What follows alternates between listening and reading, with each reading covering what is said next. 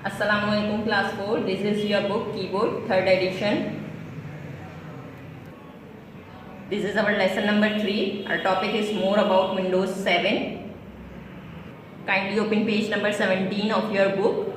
More about Windows 7. Windows is the most popular used operating system because it is very user friendly. You can perform many operations on Windows such as saving, opening or deleting files with the help of a mouse. In this chapter you will learn about Windows 7 desktop. The desktop contains small pictures that have names such as computer and recycle bin. These small pictures are called icons. जो सबसे पहले screen आपके पास load होती है Windows में वो क्या कहलाती है? आपका डेस्कटॉप कहलाती है। ये आपको यहाँ पिक्चर्स में भी नज़र आ रहा है। इस पिक्चर पे छोटी छोटी आपको तस्वीरें नज़र आ रही होंगी। ये क्या कहलाते हैं? आइकॉन्स कहलाते हैं। Computer icon, whatever is stored on your computer is accessible from the icon called computer. When you double click this icon you will get the computer window.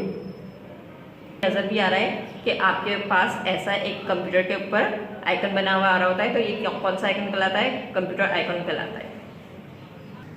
जब आप ये कंप्यूटर आइकन पे क्लिक करेंगे तो आपके पास ऐसी विंडो ओपन हो जाएगी। इसमें आपको डिफरेंट ड्राइव्स भी नज़र आ रही हैं, C, D and E drives. आपके कंप्यूटर में जितनी भी ड्राइव्स होंगी वो ड्राइव्स शो होंगी यहाँ पे। The background image that you see on the desktop is called wallpaper. जो भी आपके बैकग्राउंड पे जो आपको इमेज शो हो रहा होता है वो क्या कहलाता है? आपका वॉलपेपर कहलाता है। The image that you see when your computer is idle for a specified time is called the screen saver. जब आप थोड़ी देर के लिए अपना पीसी यूज़ नहीं करते, ऐसे ही उसको छोड़ देते हैं, तो उसके ऊपर एक स्क्रीन सेवर चलने लगता है। कोई भी नाम या इस टाइप का कोई भी आपने सेलेक्ट किया हुआ होता है वो चलने लगता है, तो वो क्या कहलाता है? आपका स्क्रीन सेवर कहलाता है। Changing the wallpaper. अब ये आपको स्टेप्स दिए गए हैं, इन स्टेप्स के जरिए आप अपना वॉलपेपर चेंज कर सकते हैं। In the personalisation gallery click desktop background. The desktop background gallery appears. You can select the background set you want from the pictures location list. आपको यहाँ पे नज़र आ रहा होगा पिक्चर लोकेशंस में डिफरेंट आपको पिक्चर्स नज़र आ रही हैं। आप इससे सिलेक्ट करके अपने वॉलपेपर को चेंज कर सकते हैं। Click Save Changes. You will return to the personalization gallery. Click the close button of the personalization gallery. The picture you have selected will be set as a background of your desktop. इसी तरह आप screen saver भी change कर सकते हैं। Changing the screen saver. In the personalization gallery, click screen saver. The screen saver setting dialog box appear. आपके पास इस type का एक dialog box appear हो जाएगा। Select the screen saver from the screen saver drop down list. आप यहाँ से आपको एक लिस्ट नज़र आ रही होगी, इस मेनू से आप क्या कर सकते हैं? इससे सिलेक्ट कर सकते हैं। In the wait box specify the minutes, click apply and then click okay. इस तरह से ओके पे क्लिक करने के बाद आपका स्क्रीन सेवर जो है सेट हो जाएगा। Windows explorer. Windows Explorer is a program that helps in viewing and managing files and folders. To open Windows Explorer, follow these steps. Click Start, All Programs, Accessories, Windows Explorer.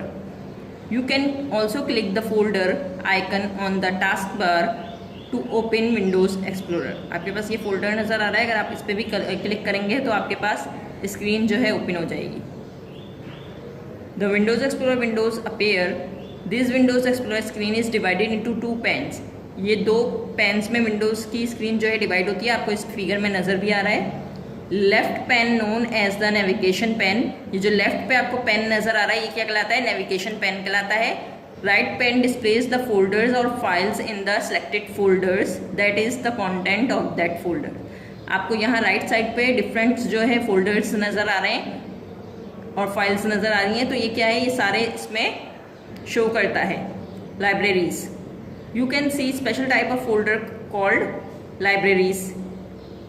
Libraries help you access all your content of one type through a single folder.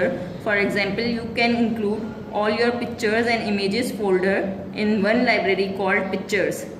Library के folder में आपको different pictures, videos और आपका music वगैरह, documents वगैरह जो होते हैं वो सब शो हो रहे होते हैं। Creating new folder. To create new folder follow these step. In the left pane of the Window Explorer screen, click the drive or the folder in which a new folder is to be created.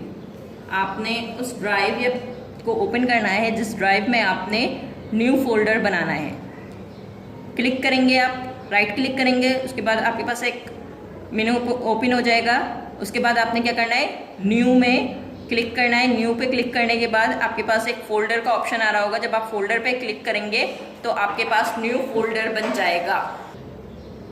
Renaming a file और folder. Folder का या file का आप नाम कैसे change कर सकते हैं?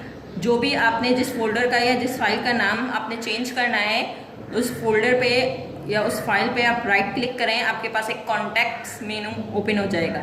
उसके बाद आपके पास एक ऑप्शन आ रहा होगा रीनेम का। आप उस पर क्लिक करके उस फाइल का नाम चेंज कर सकते हैं। जो भी आपने नाम देना होगा उसका वो नाम आप टाइप कीजिए। आपका जो फाइल का नाम है या फोल्डर का नाम है वो चेंज हो जाएगा। कॉपी और मूविंग अ फाइल और फोल्डर।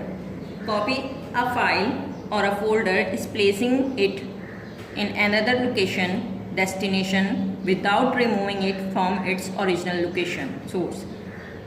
कॉपिंग क्या होता है? अगर आपने कोई फाइल या फोल्डर कॉपी करना है तो उसको एक लोकेशन से आप दूसरी किसी लोकेशन पर सेंड कर सकते हैं। वो आपकी जो पहली लोकेशन पे होगी वहाँ से रिमूव नहीं होगी।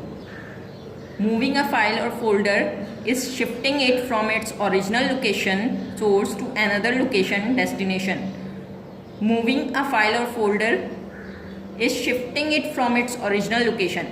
यानी कि आपने किसी फाइल को या फोल्डर को मूव करना है तो क्या होगी, इट्स ओरिजिनल जो उसकी लोकेशन होगी वो वहाँ से शिफ्ट होके दूसरी डेस्टिनेशन पे चली जाएगी।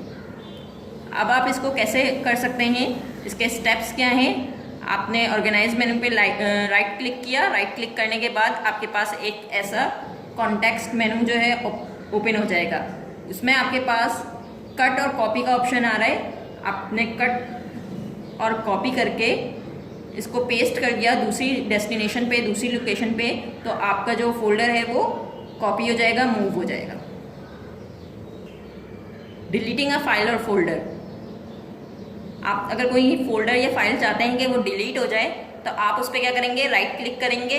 राइट क्लिक करने के बाद आपके पास एक कॉन्टैक्ट्स मेनू ओपन हो जाएगा।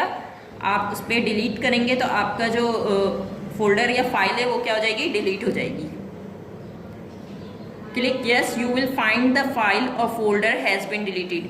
आपके पास एक मैसेज बॉक्स आएगा, मैसेज अपेयर होगा आपके पास। आपने उसको सिलेक्ट करके यस कर देना है तो आपका वो फाइल और फोल्डर डिलीट हो जाएगी। जो भी आप फाइल और फोल्डर्स को डिलीट करते हैं वो आपके रिसाइकल बिन में मूव हो जाते हैं।